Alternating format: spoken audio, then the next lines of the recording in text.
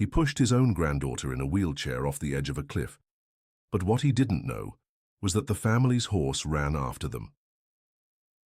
But before we tell you this story, subscribe to the channel and comment where you're watching. Now let's continue. The imposing wrought iron gates of Willow Creek Ranch opened slowly, as if reluctant to reveal the secrets they guarded.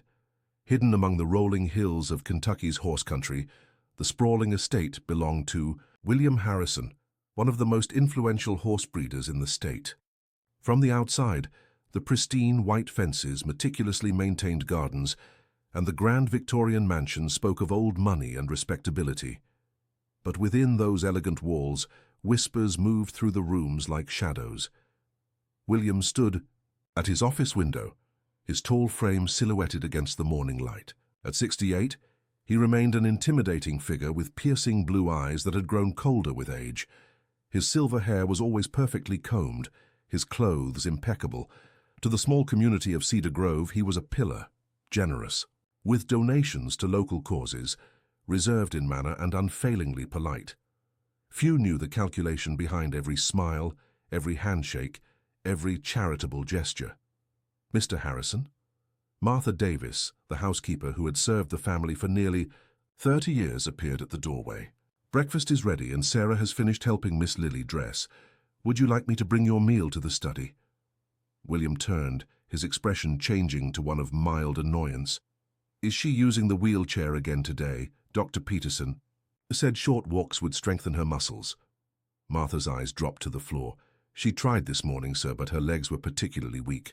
The doctor also mentioned not to push too hard." "Coddling won't help her," William muttered, but gestured dismissively.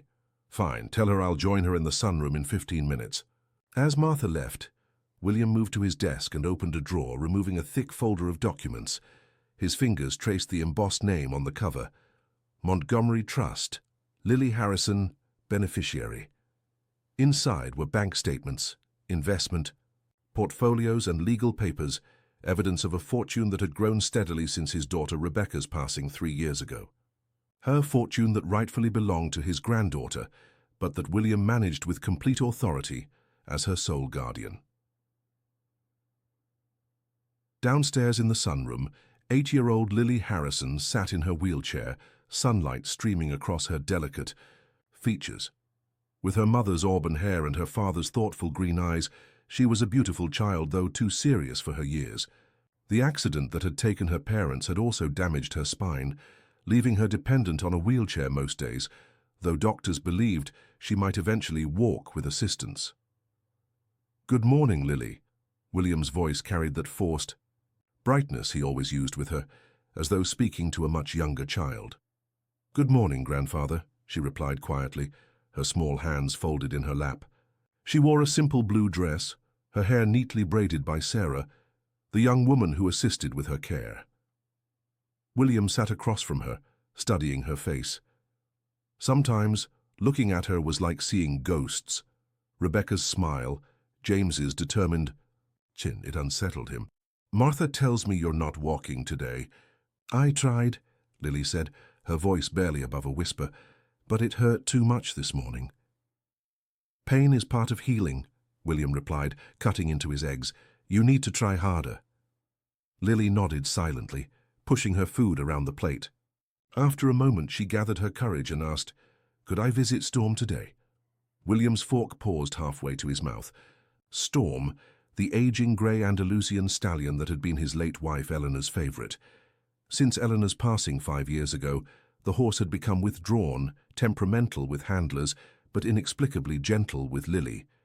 William had considered selling the animal numerous times, but keeping him provided a useful bargaining chip with his granddaughter. "If you manage to walk to the physical therapy room and complete your exercises, perhaps," he said, knowing how desperately she wanted to see the horse. It was always about leverage with William, rewards contingent on compliance. Lily's face brightened slightly. "I'll try harder, I promise." After breakfast, Sarah wheeled Lily to the East Wing, where a room had been converted for her physical therapy. William had hired the best specialists when she first came to live with him, a decision the community had applauded as evidence of his devotion. Few understood that his interest in her recovery was purely practical.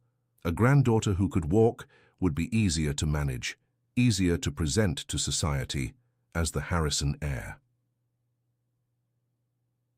Later that afternoon, after struggling through her exercises, Lily was finally allowed to visit the stables. The moment Sarah wheeled her through the large barn doors, the atmosphere changed. The scent of hay, leather, and horses filled the air, and Lily visibly relaxed. At the far end, in the largest stall, Storm raised his proud head, ears pricking forward at the sound of her wheelchair. "He always knows when it's you," Sarah remarked, smiling. Unlike William, the 25-year-old caretaker had genuine affection for Lily.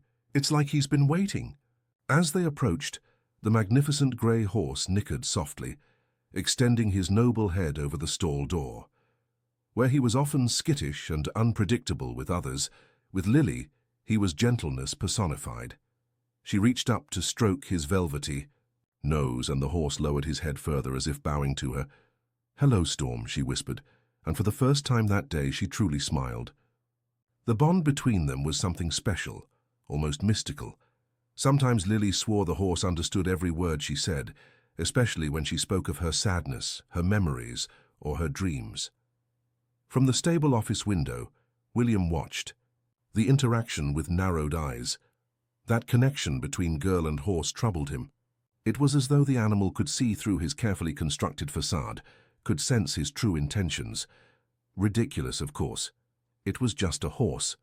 Still, he made a mental note to limit these visits in the coming weeks. He had plans to make arrangements that would require Lily to be more manageable. Inside the main house, Martha was dusting the library when she noticed William's private ledger left open on his desk, unusual for a man so secretive about his affairs. A glimpse of the numbers made her hand freeze. The column marked Montgomery Trust, annual disbursement, showed a substantial amount, but the adjacent column labeled Actual Expenditure, LH Care, showed less than a quarter of that sum. Where was the rest going? Martha quickly stepped away when she heard footsteps approaching. For years she had harbored suspicions about William's management of his granddaughter's inheritance. Rebecca had been wealthy in her own right, from her maternal grandfather's fortune. That money should have passed directly to Lily. But whenever Martha had tried raising concerns with local authorities, William's sterling reputation and powerful connections had shut down any inquiry before it began. As the sun began to set over Willow Creek Ranch, Lily sat by her bedroom window, watching Storm grazing in the paddock below. The horse suddenly raised his head, staring directly at the house as if he could sense her watching. He pawed the ground once, twice, then trotted to the fence closest to her window. "I wish you could talk," Lily whispered against the glass. "I wish you could tell me what to do." What she didn't know was that events were already in motion that would soon change everything at Willow Creek Ranch. In his study, William Harrison was making a phone call to Westfield Academy, an exclusive boarding school for special needs children located in the remote mountains of Colorado. A school known for its strict policies, limited family visitation, and most importantly its discretion regarding wealthy families who preferred their imperfect children remain out of sight. "Yes," William said into the phone, his voice low. "I'd like to discuss immediate placement for my granddaughter. Finances are not an issue, but confidentiality is paramount." Outside, Storm continued to watch the house, his ears forward, alert and vigilant, as though he sensed the gathering. Storm. The following week brought unseasonably warm weather to Kentucky. Spring had arrived early at Willow Creek Ranch, painting the landscape with vibrant colors. But inside the Harrison mansion, a chill lingered in the air that had nothing to do with temperature. Lily noticed the change immediately. Her grandfather had become unusually attentive, joining her for breakfast daily, inquiring about her therapy, even suggesting they take tea together in the garden. To anyone else, these might have seemed like signs of growing affection, but Lily recognized them for what they were, moves in a game she didn't understand. "You've been working hard on your physical therapy," William remarked one afternoon, as he watched her struggling to stand between parallel bars. "Dr. Peterson tells me you've made considerable progress. Lily gripped the bars tightly, sweat beading on her forehead as she forced her legs to support her weight. "Yes, grandfather. I can stand for almost 5 minutes now." William nodded, a calculated smile crossing his face. "I've been thinking, Lily, perhaps it's time we considered a specialized environment for your education and rehabilitation." Her arms trembled slightly, but she held her position. "What do you mean?" "There's an excellent academy in Colorado, beautiful mountain setting, top specialists, children like yourself who need extra attention." His voice was smooth, practiced. "I've arranged for us to visit next week." Lily's grip on the bars tightened. "But what about my therapy here? And Storm, who would take care of him?" "The horse?" William waved dismissively. "He'll be fine. As for your therapy, this academy has facilities that make ours look primitive. It's all for your benefit, Lily." Later that day, when Sarah wheeled her to the stables for her daily visit with Storm, Lily couldn't hold back her tears. The moment they were alone, she buried her face in the horse's mane, her small shoulders shaking with silent sobs. "Wants to send me away," she whispered. "Far away to some school in the mountains. I'd never see you again, Storm." The horse nickered softly, nudging her with gentle concern. Then, surprisingly, he turned his head toward the stable office, ears pinned back, nostrils flaring. Inside, William was speaking with Dr. James Reynolds, the local veterinarian who had cared for the Harrison horses for over a decade. "The stallion is nearly 20, William was saying. "Once Lily's settled at Westfield, I see no reason to keep maintaining him. What would you estimate he's worth?" Dr. Reynolds adjusted his glasses, uncomfortable with the conversation.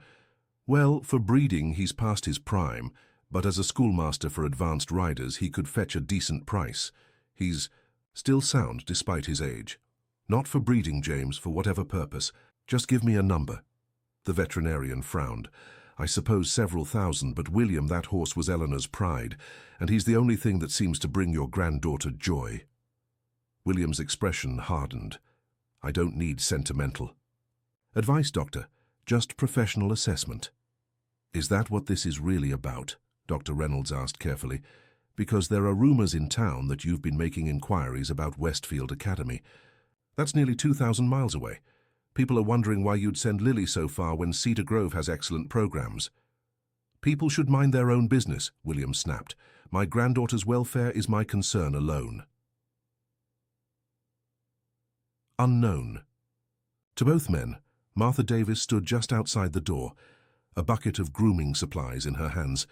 She had heard every word, and a cold dread settled in her stomach.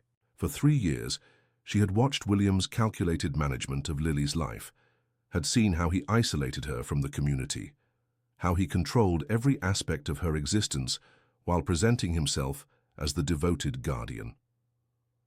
Martha had worked for the Harrisons since Rebecca was a child. She had witnessed William's controlling behavior toward his daughter, how he had opposed her marriage to James Montgomery, how he had tried to manipulate her inheritance from her maternal grandfather. When the accident took both Rebecca and James, Martha had been horrified to see William seamlessly step in as Lily's guardian, especially given that James's parents were still alive in Boston. Now, hearing William's plans to send Lily away and Sal Storm, Martha knew she could no longer remain silent. That evening, after her duties were complete, she made her way to the caretaker's cottage where Sarah lived at the edge of the property. "He's planning to send her to Westfield next week," Martha explained, her hands clutched around a cup of "Tessa, and he's already making arrangements to sell Storm." Sarah's eyes widened. "But that school, I've heard things. It's more like an institution than a school. Some say they heavily sedate the children to keep them compliant." "Exactly." Martha nodded grimly. "And once she's there, who would check on her welfare? William would have complete control over her inheritance with none of the responsibility." "What can we do?" Sarah asked. "He's William Harrison. No one questions him in this town." Martha set down her cup with determination. "Maybe it's time." Someone did. James's parents, the Montgomerys, they tried to get custody when Rebecca and James passed. William used his connections to have their petition dismissed, claiming Lily needed stability. But they should know what's happening. Would they still care, after all this time? Eleanor kept in touch with them secretly. They send Lily birthday cards every year, though I doubt William ever gave them to her. Martha sighed. But we need evidence, something concrete about how he's handling her inheritance. The next morning, William announced he was driving to Louisville for business meetings and would return the following day. The moment his car disappeared down the long driveway, Martha seized the opportunity to search his study more thoroughly. After an hour of careful examination, she found what she was looking for, a hidden compartment in his desk containing documents that showed systematic misappropriation of funds from Lily's trust. William had been transferring millions into offshore accounts while spending a fraction on Lily's care. "We need to make copies," Martha told Sarah, her hands shaking. "And we need to get these to the Montgomerys in Boston immediately." "But he'll be back tomorrow," Sarah protested, "if he discovers what we've done." "Then we have to work quickly," Martha interrupted. "I've watched that man destroy lives for too long. I won't let him do it to Lily, too." Meanwhile, in the stables, Lily was spending what she feared might be one of her last afternoons with Storm. The horse seemed unusually agitated, pacing his stall, ears constantly swiveling toward the main house. "I don't know what to do," Lily told him, stroking his gleaming neck. "Where this school is in the mountains, they probably don't even have horses." Storm suddenly stilled, his intelligent eyes focused intently on Lily. Then, to her amazement, he nudged open his stall door, which hadn't been properly latched, and carefully maneuvered himself to position his body beside her wheelchair. "What are you doing?" she asked, perplexed. The horse nickered softly, then lowered himself in an awkward half-kneel beside her chair, something she had never seen him do before. It almost seemed as if, "Are you trying to tell me something?" Lily whispered, a strange flutter of hope in her chest. At that moment, David Henderson, the 16-year-old son of the neighboring ranch owners, entered the stable with a delivery. He stopped short at the sight of the massive grey stallion, kneeling beside Lily's wheelchair. "Whoa," he breathed. "I've never seen a horse do that before, not voluntarily." Lily looked up at him, tears in her eyes. "David, my grandfather wants to send me away to a school in Colorado, and he's going to sell Storm." David frowned, setting down the package he'd brought. The Hendersons had been neighbors to Willow Creek for generations, and there had always been tension between the families. David's father, Robert Henderson, had been vocal about his concerns regarding William's guardianship of Lily, which had only widened the rift. "When is this happening?" he asked, approaching cautiously, mindful of the protective stallion who watched his every move. "Next week. We're supposed to visit the school, but I know once I'm there he won't bring me back." Lily's voice trembled. "I can't leave Storm, and I don't want to go to that place." David hesitated, then made a decision. "Let me talk to my parents. Maybe there's something we can do." As he left, promising to return soon, Storm rose to his feet again, moving to the stable doors to watch David's departure. The horse's behavior was becoming increasingly unusual, alert, purposeful, almost calculating. Back in the main house, Martha and Sarah worked frantically to document everything they had found. "We need to get this information to someone who can act on it immediately," Martha said, scanning the last of the documents. "If we wait until after he takes her to Colorado, it might be too late." Sarah stared at the copies spread across the table.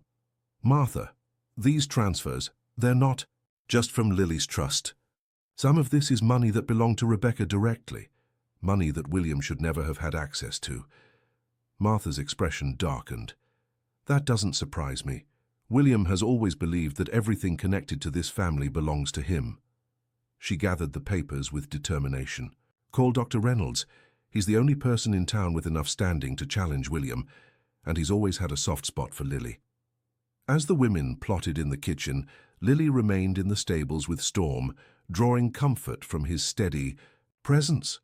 She didn't know that forces were already aligning to prevent her grandfather's plans, or that Storm would play a crucial role in the events about to unfold. The Louisville trip had been unexpectedly productive for William Harrison. Not only had he finalized the arrangements with Westfield Academy, securing Lily's immediate admission with a substantial donation, but he had also met with a potential buyer for Storm, a wealthy businessman from Texas looking for an impressive show horse for his daughter. "Everything's falling into place," William murmured to himself as he drove back toward Cedar Grove. His plan was simple yet effective. Once Lily was safely tucked away at Westfield, her trust would continue generating millions that he would manage on her behalf. The Academy's hefty fees were a small price to pay for unquestioned control of the Montgomery fortune. What William didn't know was that back at Willow Creek Ranch, a resistance movement had formed overnight. Dr. James Reynolds had arrived shortly after receiving Sarah's call, listened gravely to Martha's evidence, and immediately contacted Judge Patricia Wilson, an old friend who had always been skeptical of William's sudden devotion to his granddaughter after years of estrangement from his own daughter. Patricia will get the paperwork started, Dr. Reynolds explained to Martha, Sarah, and the Hendersons, who had joined the impromptu council of war in the caretaker's cottage. But we need to tread carefully. William Harrison has a lot of influence in this county. Robert Henderson, a sturdy man with honest eyes and calloused hands from years of working his own ranch, nodded grimly. His influence shouldn't matter when a child's welfare is at stake, but we all know it does. What's the plan? Judge Wilson is issuing an emergency order to review Lily's guardianship and the management of her trust, Dr. Reynolds explained. But William won't go down without a fight. He'll claim we're interfering in a family matter, which is why we've contacted the Montgomerys in Boston, Martha added. They're flying in tomorrow to file for emergency custody. Susan Henderson, David's mother, spoke up. Meanwhile, we need to keep Lily safe. If William suspects anything, he might accelerate his plans. He's coming back today, Sarah said worriedly. He could take her at any moment. Dr. Reynolds checked his watch. The court order won't be ready until tomorrow at the earliest. We need to stall him somehow. Unknown to the adults plotting in the cottage, David Henderson had taken matters into his own hands. Having promised Lily he would help, the teenager had returned to the stables where she was still keeping Storm company. I spoke with my parents, he told her quietly. They're working with Dr. Reynolds and your housekeeper to stop your grandfather from sending you away. Hope flickered in Lily's eyes. Really? How? Legal stuff, mostly. They're trying to get the court involved and contact some relatives of yours in Boston. David knelt beside her wheelchair. But it might take a day or two. If your grandfather tries to take you before then... He said we're leaving for Colorado on Monday, Lily whispered. That's 3 days from now. David nodded thoughtfully. Then we need a plan to keep you here until the lawyers can sort things out. He glanced at Storm, who was watching them intently. And I think I might have an idea. That evening, when William returned to Willow Creek, everything seemed normal. Martha served dinner with her usual efficiency. Sarah reported that Lily had completed her therapy exercises, and the house settled into its familiar routine. If William noticed the tense undercurrent in the atmosphere, he gave no indication. The next morning, Saturday, William announced at breakfast that he and Lily would be taking a drive to Green River Lake State Park. It's a beautiful day, he said, his tone leaving no room for argument. The fresh air will do you good, Lily. We can have a picnic by the lake. Martha exchanged a quick, worried glance with Sarah. Green River Lake was remote, with spotty cell service. If William intended to accelerate his plans and take Lily directly to Colorado without returning to Willow Creek, I'd like to bring a few of my books, Lily said, surprising everyone with her composure. And maybe wear my blue dress? It will take me a little while to get ready. William checked his watch with impatience but nodded. Be ready in an hour, not a minute more. As soon as he left the room, Martha hurried to help Lily prepare, whispering urgently, Dr. Reynolds and the Hendersons are working to protect you, sweetheart. If your grandfather tries to take you anywhere else besides the park, or if he doesn't, bring you back today, you must find a way to alert someone. Lily nodded, her young face solemn. I have a plan, Martha. David helped me. An hour later, William loaded Lily's wheelchair into the back of his SUV, then carefully lifted her into the passenger seat. As they prepared to leave, Storm suddenly appeared from the stables, galloping across the yard to place himself directly in front of the vehicle, blocking their exit. William honked the horn impatiently, but the stallion stood his ground, pawing at the gravel driveway, his eyes fixed on the car. Damn animal, William muttered, getting out of the SUV. He approached the horse cautiously. Storm had never shown aggression toward him directly, but the stallion's current behavior was unpredictable. "Move aside, you stubborn beast!" Storm snorted, holding his position. William grabbed a riding crop from a nearby fence post and waved it threateningly. "Move!" From the passenger seat, Lily watched with wide eyes as her grandfather advanced, on her beloved horse. At that moment, Dr. Reynolds's truck appeared in the driveway, followed closely by the Hendersons' vehicle. William turned, surprised by the unexpected visitors. "James, what brings you here on a Saturday morning?" Dr. Reynolds approached, calmly, though his eyes flicked briefly to Storm, who had relaxed slightly at the arrival of reinforcements. "Just checking on that medication I prescribed for Storm's joint inflammation. When I called, Martha mentioned you were taking Lily for a drive, and I thought I might catch you before you left." William's eyes narrowed with suspicion. "How considerate, but as you can see, we were just leaving." Robert Henderson stepped forward. "Actually, William, we were hoping to speak with you about something important." "This isn't a good time," William said curtly, his hand still gripping the riding crop. "It's about Lily's education," Susan Henderson added. "Robert and I heard you're considering Westfield Academy, and we wanted to share some information that might influence your decision." William's jaw tightened. This unexpected intervention, combined with Storm's bizarre behavior, was derailing his carefully orchestrated plan. "Whatever you have to say can wait until tomorrow. Lily and I have plans today." "Grandpa," Lily called, from inside the car, using the childish term deliberately, knowing it would please him. "Maybe we could listen to what they have to say. I'm not in a hurry." Trapped by appearances, he could hardly refuse a reasonable request while maintaining his facade as the devoted grandfather. William relented. "Fine, 15 minutes in my study." As William turned toward the house, Robert Henderson discreetly signaled to his son, who was waiting nearby. David quietly approached the SUV where Lily sat. "The Montgomerys landed in Louisville an hour ago," he whispered through the window. "Judge Wilson is reviewing the documents right now. They just need a little more time." Inside the house, William found himself cornered in his own study by Dr. Reynolds and Robert Henderson, who were presenting an elaborate argument about the merits of local educational options for children with physical disabilities. Susan had deliberately engaged Martha in the kitchen, ensuring the housekeeper would be unavailable to supervise Lily in William's absence. Outside, David quickly opened the passenger door. "Ready?" Lily nodded, her heart pounding. With practiced movements from years of helping his own grandmother, who used a wheelchair, David carefully lifted Lily and carried her to the stables where Sarah was waiting with Lily's wheelchair. "Are you sure about this?" Sarah asked, her voice tight with worry. "It's the only way to stop him from taking me today," Lily replied.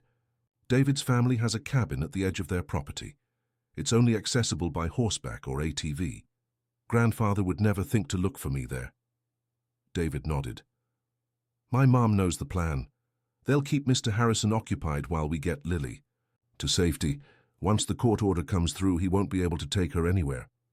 What none of them anticipated was Storm's reaction to their plan.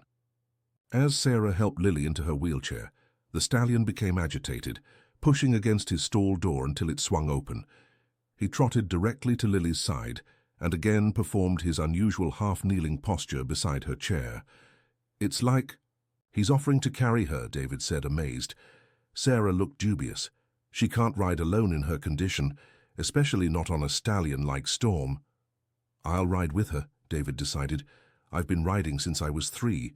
If Storm will allow it." To everyone's astonishment, the horse remained calm as they carefully lifted Lily onto his back, then allowed David to mount behind her. Storm rose carefully, seeming to understand the precious cargo he carried. "We'll stay at the cabin until we get word that it's safe," David explained to Sarah. "My parents know exactly where we'll be." With that, they set off across the fields, taking a route through the Henderson property that would keep them hidden from view of the main house. Storm moved with careful precision, his gait smoother than any horse David had ever ridden, clearly mindful of Lily's delicate balance. Back at the house, William was growing increasingly impatient with the unexpected conference. "I believe we've covered everything," he said, standing abruptly. "If you'll excuse us, Lily and I have a long drive ahead." "One more thing," Dr. Reynolds said, stalling. "I took the liberty of scheduling an evaluation for Lily with a specialist in Louisville next week. Before you make any decisions about Colorado, it might be prudent to get a second opinion on her prognosis." William's composure finally cracked. "I don't need a second opinion. I am her legal guardian and I will make decisions regarding her care as I see fit." "Are you sure that's your only motivation, William?" Robert Henderson asked quietly. "There are concerns in the community about your management of Lily's inheritance." William's face drained of color, then flushed with anger. "How dare you insinuate—" "Mr. Harrison," Sarah burst into the room, her face a perfect mask of distress. "Lily isn't in the car. I can't find her anywhere, and Storm is missing from his stall." For a moment, everyone froze. Then William pushed past them all, racing outside to confirm what Sarah had reported. The SUV stood empty, its passenger door hanging open. The stables beyond showed an equally obvious vacancy. Storm's stall was indeed empty. "What have you done?" William demanded, rounding on the group that had followed him outside. "Where is my granddaughter?" Dr. Reynolds stepped forward, his voice calm but firm. "I think the better question, William, is what were you planning to do? Take Lily away before her Boston relatives could arrive, before anyone could question your management of her trust fund?" William's expression shifted from rage to calculation in an instant. "I don't know what ridiculous conspiracy you've concocted, but Lily is missing, possibly in danger. I'm calling the sheriff." "An excellent idea." Judge Patricia Wilson's authoritative voice cut through the tension as she approached from the driveway, accompanied by an elderly couple who shared an unmistakable resemblance to Lily's late father. "In fact, I've already taken the liberty of contacting him myself." The Henderson family cabin sat nestled among ancient oak trees, a weathered but well-maintained structure that had served 5 generations as a hunting lodge and retreat. Inside, Lily sat wrapped in a patchwork quilt beside a small fireplace, while David kept watch by the window. Storm had been settled in the cabin's small attached stable, originally built for pack horses used during hunting trips. "Do you think they're looking for us?" Lily asked, her voice small in the quiet cabin. David nodded, checking his phone again for signal. "Definitely. But that's part of the plan, remember? By now, Judge Wilson should have arrived with your grandparents from Boston. My dad will text as soon as it's safe to come back." "What if Grandfather convinces them I've been kidnapped?" Worry creased Lily's young forehead. "He can be very persuasive when he wants to be." "That's why we left the note," David reassured her, referring to the message they'd hidden in her room explaining their plan in case things went wrong. "And Storm being with us proves you came willingly. Everyone knows that horse wouldn't let anyone force you anywhere." As if hearing his name, Storm nickered softly from the adjoining stable. The sound brought a smile to Lily's face, the first genuine one in days. "He's always protected me," she said softly, "even before I understood what was happening." Back at Willow Creek Ranch, the scene had transformed into something William Harrison had never anticipated. His immaculate living room now hosted Judge Patricia Wilson, Sheriff Tom Bradley, Martha Davis, Dr. Reynolds, the Hendersons, and most distressingly, Margaret and George Montgomery, his late son-in-law's parents, whom he had successfully kept away from Lily for 3 years. "This is ridiculous," William insisted, maintaining his indignant facade despite the growing evidence against him. "My granddaughter is missing, possibly in danger, and instead of organizing a search, you're all sitting here making absurd accusations." Judge Wilson, a formidable woman in her 60s with steely grey hair and sharper eyes, regarded him coolly. "Her search is underway, Mr. Harrison, but given the concerning evidence presented to my court this morning, we have more immediate matters to address." She placed a folder on the coffee table between them. Financial records showing systematic misappropriation of funds from Lily's trust. Correspondence with Westfield Academy, indicating your intent to place her there indefinitely while continuing to control her inheritance. Documentation of your efforts to prevent the Montgomerys from having any contact with their granddaughter. "Those documents were stolen from my private office," William sputtered. "Martha, you had no right." Mr. Harrison, Sheriff Bradley interrupted, I'd advise you to listen carefully to Judge Wilson. The charges being considered are extremely serious. Margaret Montgomery leaned forward, her dignified face lined with years of grief and worry. All we ever wanted was to be part of Lily's life, William. After we lost James and Rebecca, you shut us out completely. Your own daughter would have wanted her child to know her father's family. You have no idea what Rebecca would have wanted, William snapped, his composure cracking. She made her choice when she married your son against my wishes. She knew the consequences. A collective silence fell over the room, the naked truth of William's long-harbored resentment finally exposed. So this was never about Lily's well-being, Robert Henderson said quietly. This was about punishing Rebecca even after she was gone, and controlling her money. In the process, William's face hardened. You know nothing about my family. On the contrary, Martha stepped forward, her voice steadier than it had ever been in William's presence. I've served this family for 30 years. I watched you try to control Rebecca, then lose her when she chose her own path. I witnessed your coldness when she and James passed away. How you saw Lily as an inconvenience until you realized the financial opportunity she represented. Judge Wilson consulted her notes. According to these records, approximately $12 million has been diverted from Lily's trust over the past 3 years. Care to explain that, Mr. Harrison? Before William could respond, a text message chimed on Susan Henderson's phone. She glanced at it, then nodded to her husband. They're safe, she announced to the room. David and Lily are at our cabin. Relief visibly swept through the room, through everyone except William, whose expression darkened further. You've orchestrated this entire charade, he accused, pointing at the Hendersons. You've always been jealous of Willow Creek, of my success. This is nothing but a land grab disguised as concern for my granddaughter. Sheriff Bradley stood. Mr. Harrison, I think we should continue this discussion at my office. Judge Wilson has issued a temporary order suspending your guardianship of Lily, pending a full investigation. For the first time, genuine fear flickered across William's face. You can't do that. She's my granddaughter, my blood.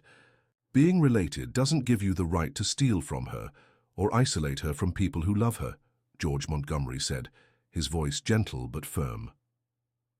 Within the hour, arrangements were made to bring Lily back to Willow Creek under the temporary guardianship of her Boston grandparents.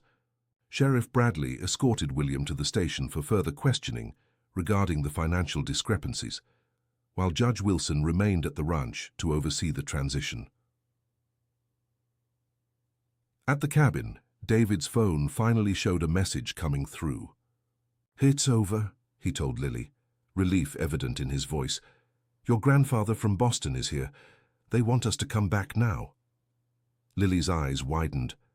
My father's father. He's actually here. Both your grandparents from Boston, David confirmed. Judge Wilson has suspended your grandfather Harrison's guardianship. Tears welled in Lily's eyes, not of sadness but of overwhelming relief and hope. Can we go now? I want to meet them. The journey back was taken slowly, with David carefully leading Storm, who carried Lily as gently as if she were made of glass. As they emerged from the wooded trail onto the Henderson property, they could see vehicles lining the driveway of Willow Creek Ranch in the distance. Looks like quite a gathering, David remarked. When they finally arrived at the stables, a small crowd was waiting. Martha rushed forward first, tears streaming down her face as she helped Lily from Storm's back into her wheelchair. Behind her stood an elderly couple, their faces showing unmistakable traces of Lily's father in their features. Lily, the woman said, her voice trembling as she knelt beside the wheelchair. I'm your grandmother Montgomery. This is your grandfather George. Lily studied their faces, searching for connection to the father she barely remembered. You have his eyes, she said finally to George. Dad's eyes were blue like yours.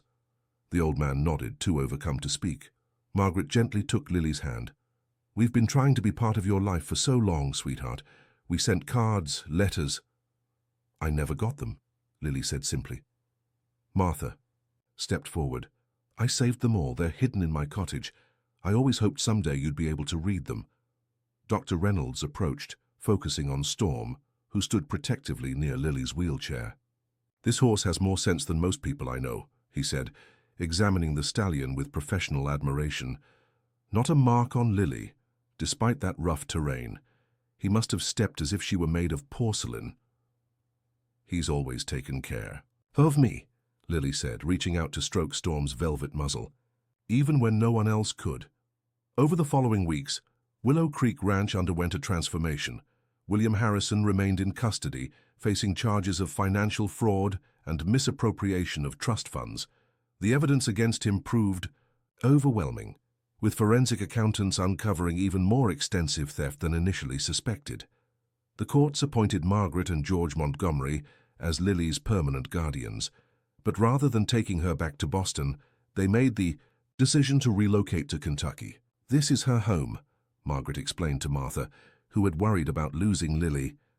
"We won't uproot her again." The Montgomerys moved into Willow Creek, bringing warmth to rooms that had known only coldness for years. They hired the best physical therapists in the state, and under their care Lily made remarkable progress. By her 9th birthday, she could walk short distances with the aid of specialized crutches. Storm remained the constant in Lily's life, his devotion unwavering.